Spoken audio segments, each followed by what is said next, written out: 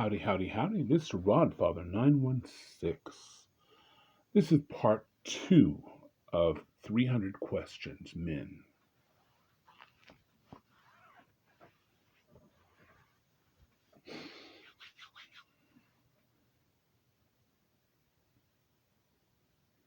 Men, we have a problem.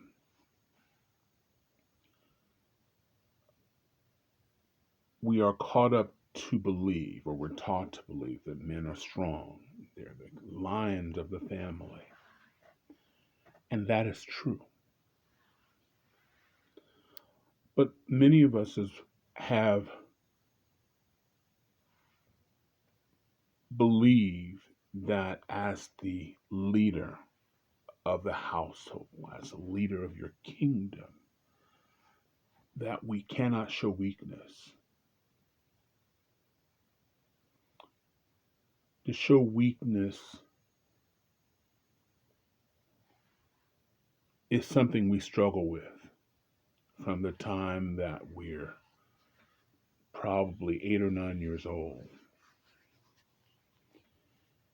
And much of this we learned from our fathers because their fathers didn't tell them or offer them balance to say that crying doesn't make you weak, crying just makes you human. And this part of humanness is really important because it teaches not only your sons, but it teaches your daughters that you are human. It's all right to emote. It's all right to ask for help. One of my early videos here was about my brother, who was 17 years older than me, brought up in the 50s and 60s, with an image that he never showed any type of weakness. He would deny any type of weakness. He had cancer for many years and never asked for help. And in this video, I'm an observer. I live in a senior complex, men over 50. And in this small complex, relatively small complex, 90% of the men die and are found in their apartments because they don't ask for help. In 2025, I did that video, I believe in 2021, it's on here. And I was sort of going down the same rabbit hole because I didn't want to be a bother. I didn't want to be that person who's calling and whining about their life or saying that I'm lonely and need company. Or even ask my kids to help me take them to the hospital. And in fact, I had several illnesses, some of them serious, that I sort of kept to myself. And I would have been a person to die on my own somewhere in this apartment, and found several weeks later due to the stench. And my brother, when I discovered my brother had cancer, terminal cancer, he had actually had cancer for several years, including times I visited him, he had cancer, but he kept it to himself until he couldn't anymore and he needed help from his wife, who he asked not to share his sickness with anybody, his children. With that, I made a decision that I'm not going to go that way. I'd hate for my kids to find me or my friends to learn that I was really sick and didn't ask for help. I even went to my neighbors and said, listen, if you don't see my big ass around here, come knock on the door. And it was a game changer. But throughout the world, men deal with this. It's one of the reasons some people believe that women outnumber men or outlive men. So if you're watching this or hearing this for the first time, here's an opportunity to make that change. You're a human being. If you need help, it's not a weakness. It's just part of being human. If you need to talk to somebody, try not to choose a beer or some pills to make it go away and keep that to yourself. Call a friend. That friend could be male or female. If you ask for help, it doesn't mean that you're weak in any other way. It just means that you're human and you need help. And if you're unable to find help,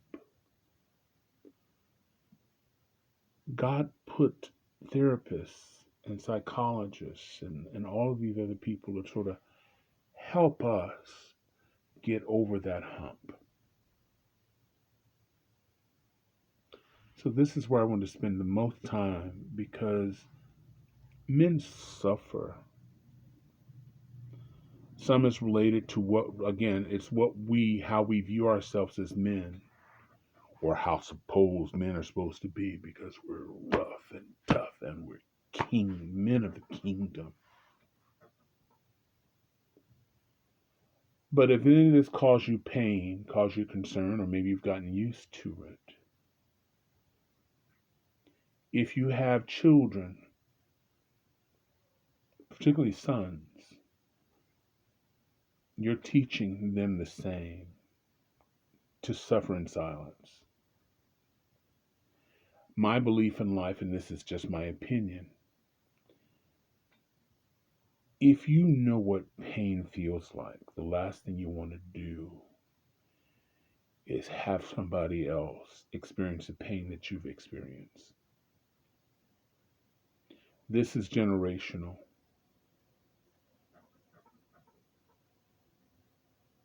So let's go on to relationships, shall we? 300 questions.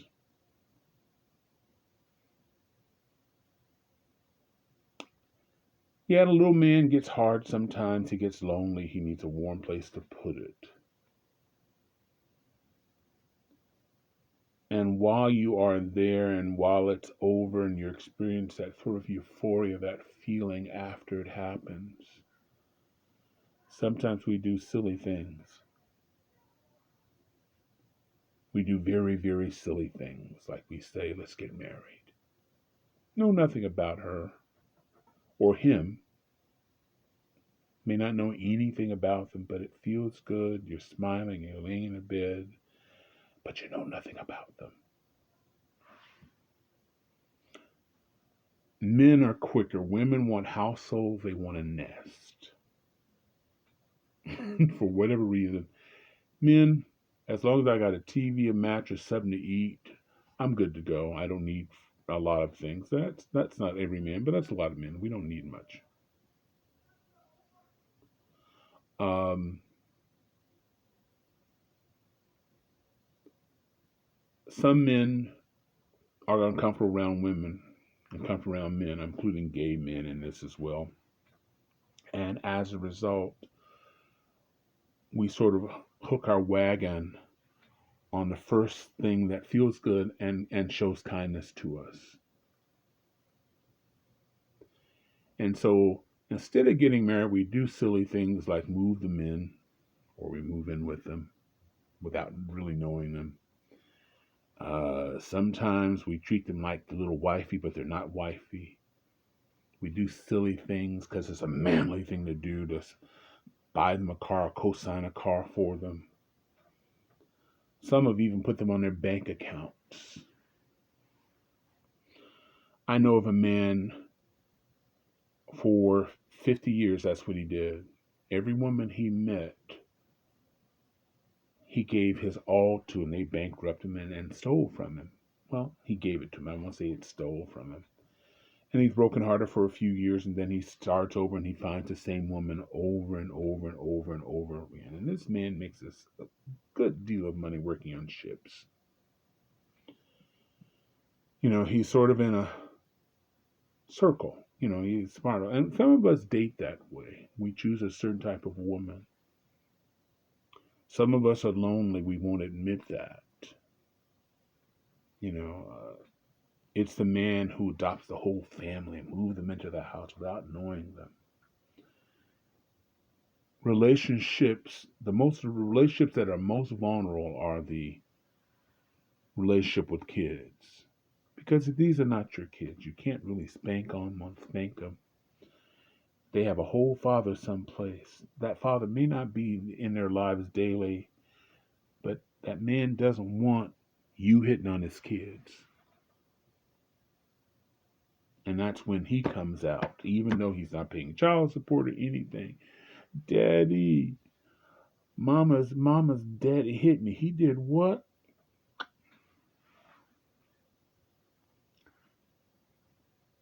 I talk of this show on Hulu called 300. I'm sorry, Hulu, Muslim matchmaking, and they are required to ask 300 questions in 3 months. That's 100 a month.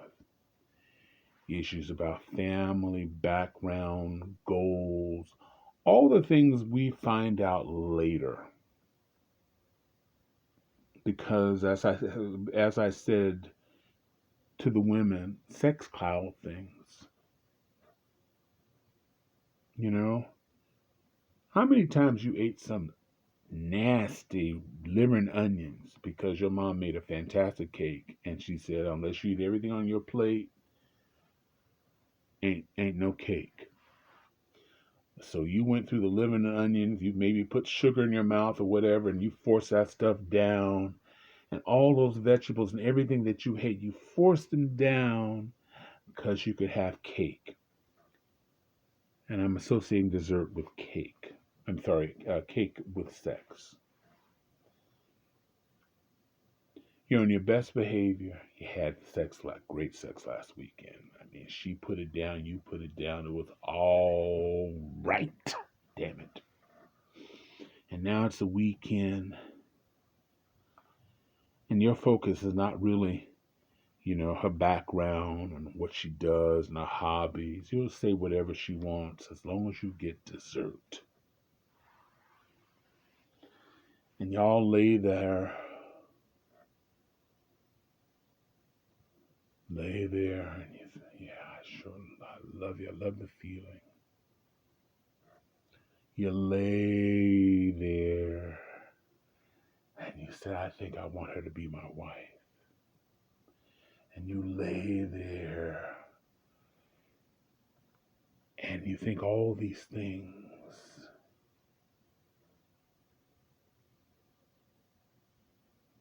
But you haven't put them all together. She's got 9 kids.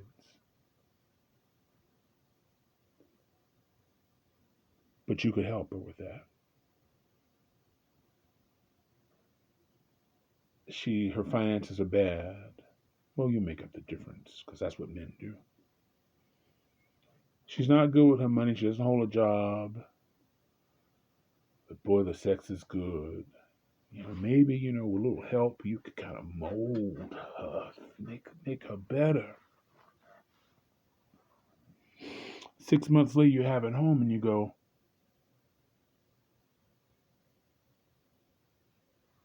what? What? She's not cleaning like when she first moved in there. She's bored. She wants to go out. You work too much. She's young. She wants to go to clubs. She wants to hang out with her girlfriend. She wants to be taken to dinner. She wants to be taken to different places. She don't want to have no more babies. She got 9 babies. She wants you to help her raise her because all the men she made before was not a good match.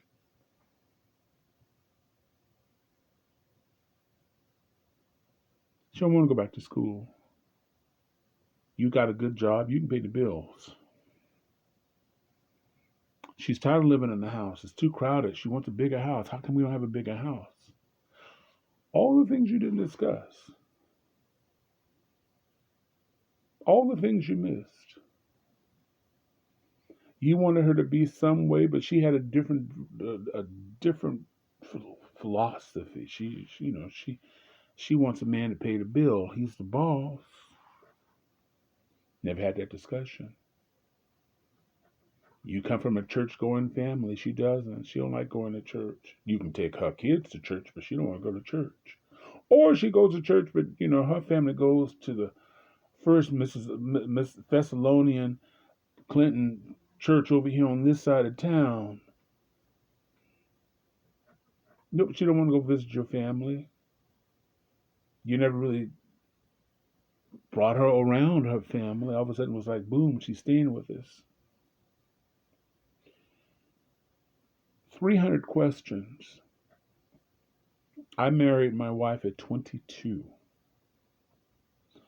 I've always wanted to have a ton of kids. I wanted tons of kids. And naturally, my older brother was giving me, after a couple of years, he's going like, what's wrong? Is it working? Your dick not getting hard? My mother's hinting.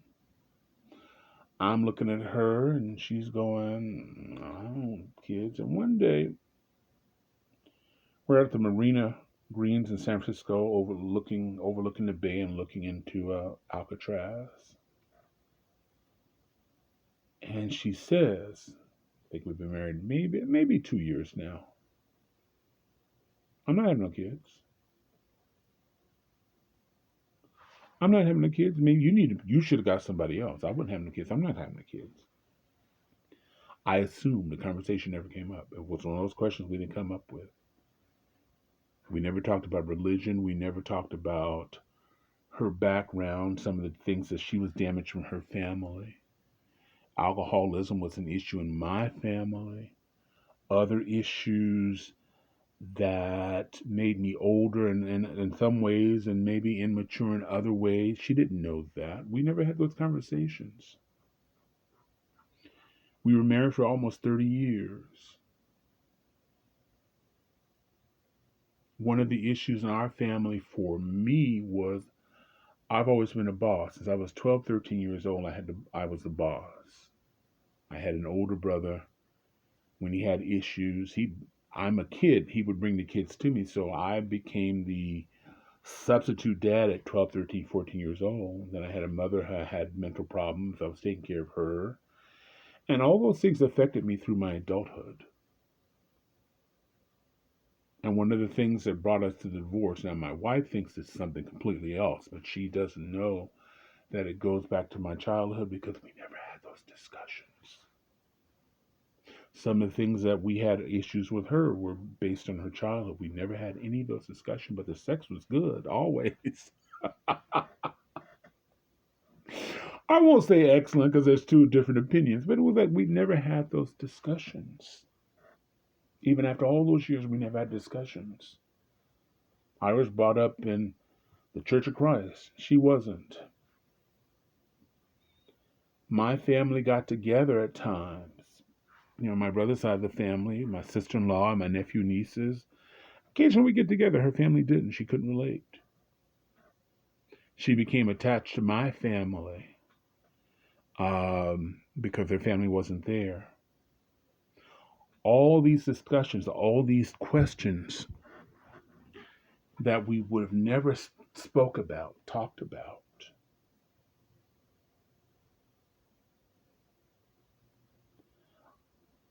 If you haven't seen the part one of this, women, I tell women to go to work, get a job. Because people treat you differently. Even men are treated differently if their women are making more or they're out of work. Your wife treats you differently. I experienced that. I went from a relatively high paying job to one that's low, and things changed in the household. I felt less of a man, and my wife didn't care. She's a wonderful woman. We're still friends. Don't get me wrong. She's a great mother. She is a great mother to my grown children. But these were things we didn't discuss. I come from a family where the men were always in charge. My father didn't like the fact at times that my mother made more. Um, there's nothing wrong with that. There's nothing wrong with a strong woman. Part of your kingdom is having a king and a queen on the same page. But what if you never discussed those pages? Where you're going to live, what kind of live, how big the family is. Did you discuss any of those? Once the baby here, it's too late. Some men and some of you were brought up where they didn't want to hear the woman's opinion. They didn't want to hear her. Um, they didn't want to hear anything from a woman. That, in my opinion, and it's just my opinion, is an insecure man because she has great thoughts. I can't imagine you choosing a dumb woman, but some people do. And if you disregard her or you dismiss her, what is the message that you're leaving to your children, to your daughters, your son? Should his wife be silent? Any violence, anything that's happening in your household, despite whether you think it's behind the doors, they know. They've always known. And you are shaping who they are. You and your wife are shaping who they are. And you didn't take the time to get to know things about your wife. She didn't get time to know. And next thing you know, you have babies. No direction. Understand. Some of you will understand the black community, the black male community is broken. I think I was the last hump. Some of you know this, some of you don't. But there are people who believe the federal government has had a hand in breaking the black family, destroying the black family. Because there was a belief that the scariest thing in the world is an educated black man. For some men, the scary thing in the world is having an educated wife who may be more intelligent, who may exceed him. So they choose to get someone beneath them. But what are you telling? Is that the message you want to leave for your daughter? Don't you want your daughter to be the best, to choose her best, and choose a man who respects her? How does she do that when she has a father who doesn't? How does she learn that? How does his son learn that, to be respectful for a man? Now, a lot of men who are watching this didn't have a father in their lives. You may not believe it now. Maybe it'll be years after you have children, but in many cases, the father's doing the best he can. Our government brought crack into the communities. Our government in the 60s and 70s said, even if you're married, if you need help, if she needs help, you can't be there. So that took the father out of the house. She was resentful. She was angry, and the kids were angry, and the kids were angry at you. They made you a villain. And sometimes being the villain was unfair. Some of it was unfair. I mean, you gave up hope because every time you came home, it wasn't to see your kid. It wasn't a nurturing home. And there are generations, at least 3 generations now, of black men who didn't have fathers, or there were several fathers in the home. That was designed. But how do we get past that? How do we get past that? By being different. I study history. I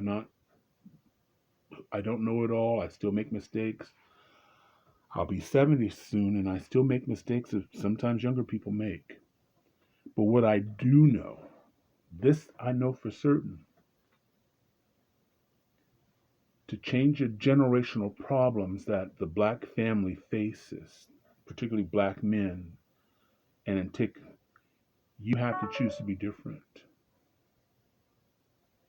If you're blaming everybody else and not choosing not to be different or choosing to make a change, you are the problem. I'm a big man here, high 300s. No government program, no amount of high fructose corn syrup made me this large. I did it. But I also did something different than my family. I didn't fake my kids the way my family was brought up. I didn't fake my kids. Total, and we're talking about 4 kids. Total, maybe 6 times in their entire lives. I didn't get nurturing in from my family. I got a lot of resentment. I didn't get the family I wanted. Some members of my family were quite cruel. And unfortunately, my wife and family got that because I was in a lot of pain. But I found a therapist to help me through it. But I didn't want my kids to suffer. I encouraged my kids to do better. I was a poor example financially, but I was always their father. I was always there. They could look, I was always in the next room. Sometimes they didn't want me in that next room, but I was always there. That's how you change the dynamics. I have members of my family angry, hate women, just hate women. But they made the choice to choose the same women over and over, just as women choose losers. They didn't listen. They didn't take the time. It felt good. Mm. Now you have anger and resentment because you made the wrong choice. And until you acknowledge the choices you made and the contribution you are to the problem, you're destined to repeat the problem over and over and over until you say, wait a minute, what am I doing wrong? What can I do differently? And if you can't do it by yourself, talk to an older man, maybe somebody who's a little gray, who's been in a marriage for a long time. You don't want to choose just anybody. You want to choose somebody who is successfully in a marriage and who stayed. Now, you don't know if he cheated on his wife, whatever. But what you do know is after 30, 40, 50 years he's in that marriage, he can give you some advice that you can use that you couldn't get from somebody, even from me.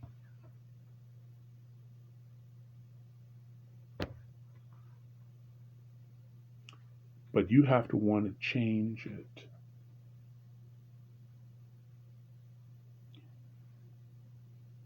If you don't want a man to call call your daughter a bitch or your son a bastard, then you have to stop talking to other women about women and their mothers as bitches. You have to change, you have to stop the circle.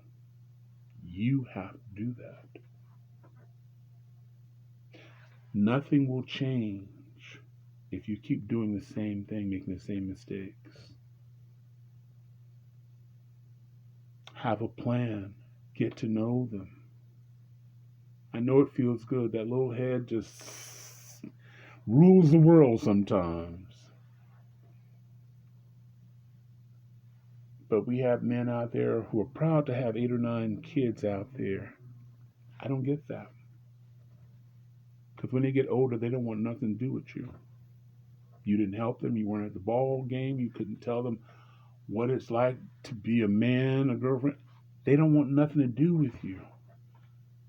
You've broken your daughter's heart. Just because your father did it, your uncle did it, and all your cousin on your side of the family did. When is it going to end?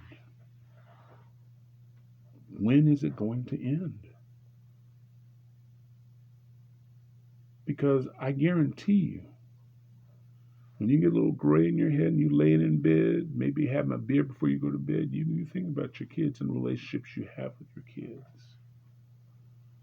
The anger and frustration. The same anger and frustration you probably felt by not having a father in the home. You know that feeling? Fuck you. You ain't done nothing for me. My mom and my aunts did it for me. And then you go ahead and do the same thing. Help me make sense of that. So this is different. That's why I did this in 2 parts. This is different. And I rarely aim from black men, but when my brother died, I took some of his grandsons and spoke to them, told them everything I could possibly tell them, because I'm the last one standing. Our parents are dead.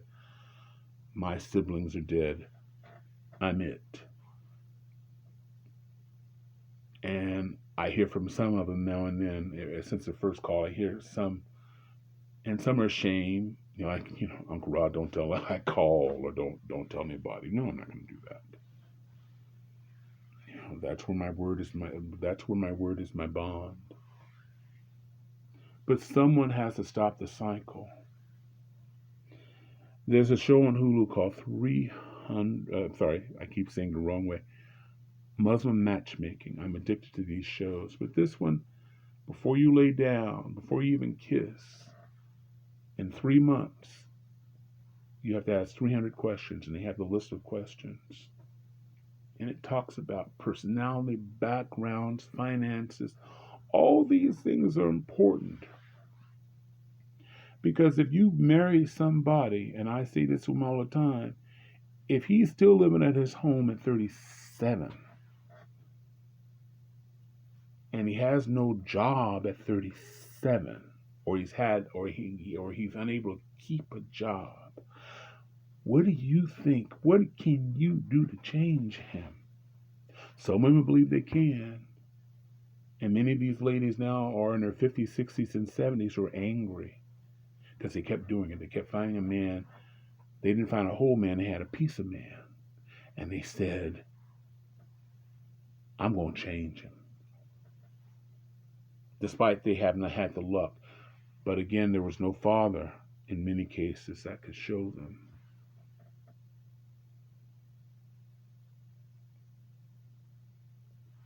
Choose. Take your time. Choose correctly. Ignore the noise. The noise will always be there. Man, leave these bitches alone. 300 questions before you lay down with her. Because once the baby's on the way, the relationship's on. And you're going to be in that relationship for 20 plus years. Didn't think of that when the tip was going in. We never do. We never do.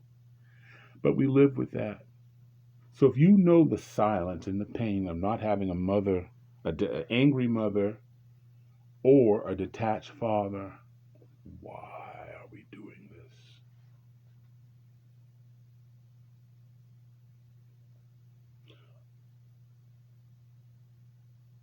Good things come in time. And as you get older, you realize that, you appreciate that. I'm going to make a silly analogy. Silly analogy. 4th of July is coming up, right? Somebody may want mashed potatoes to the dinner. You know how people are. And when you go to your grocery store, you got a choice. You can buy some potatoes, which takes a lot of time. Boiling, mashing, butter, whipping, putting out. Or you can buy some instant potatoes. Instant potatoes. Add hot milk, butter, and stir. Smooth, whippy. One tastes far superior than the other one. But that one took time.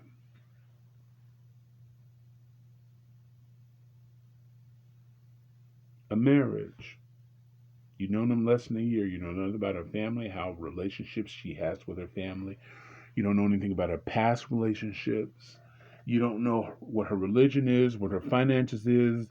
You don't know if she has personal issues with men or or women. You don't know any of this, but you moved her in, and you're gonna be the man for her.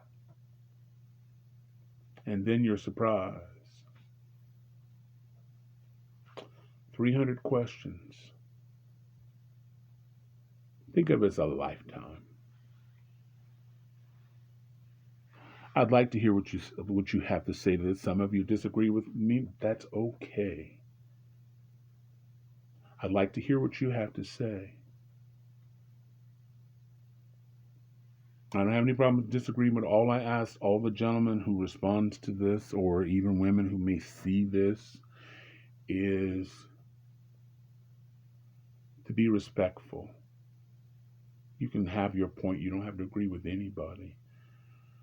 But having petty arguments with each other, I'm not going to engage with argument. I'm just going to ignore it. And if you ask me a question, I'll answer to my best of my abilities.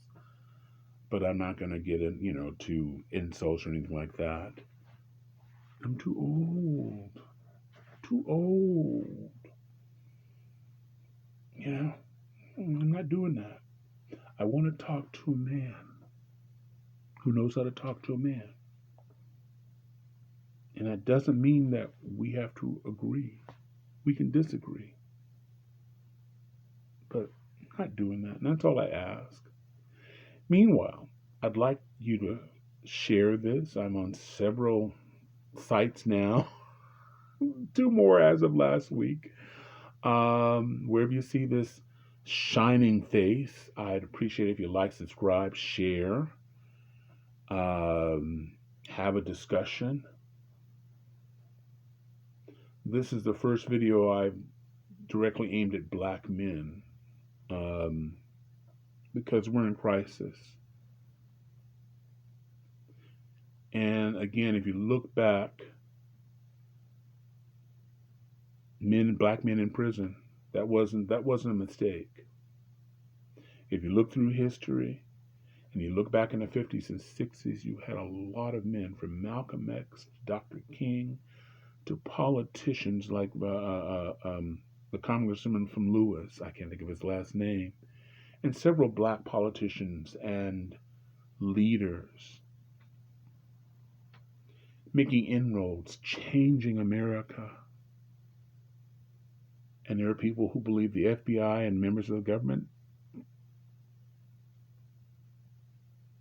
broke us up, broke up the family.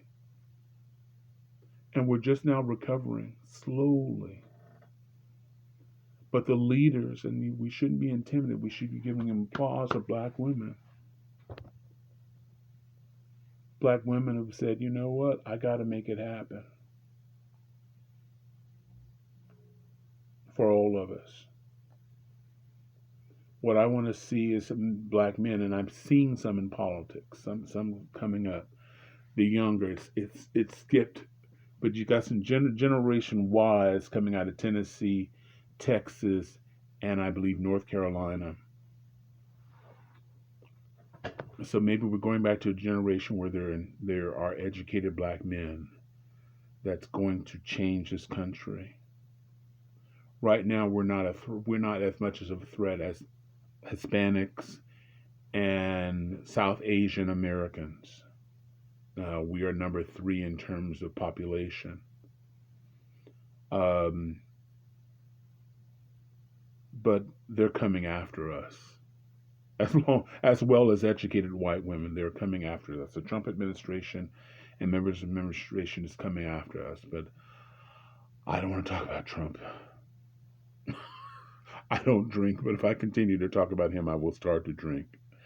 But in the meanwhile, I sure appreciate you watching. This is a very, very long video. If you have made it, I appreciate it. If it's beneficial, maybe break it up in spots. Meanwhile, I wish everyone love, joy, peace, and happiness. It is a choice. Thank you a lot for watching. 40 minutes is almost a record. Hopefully giving people something to think about. This is the Rodfather 916. Thank you a lot. Take care now. Bye.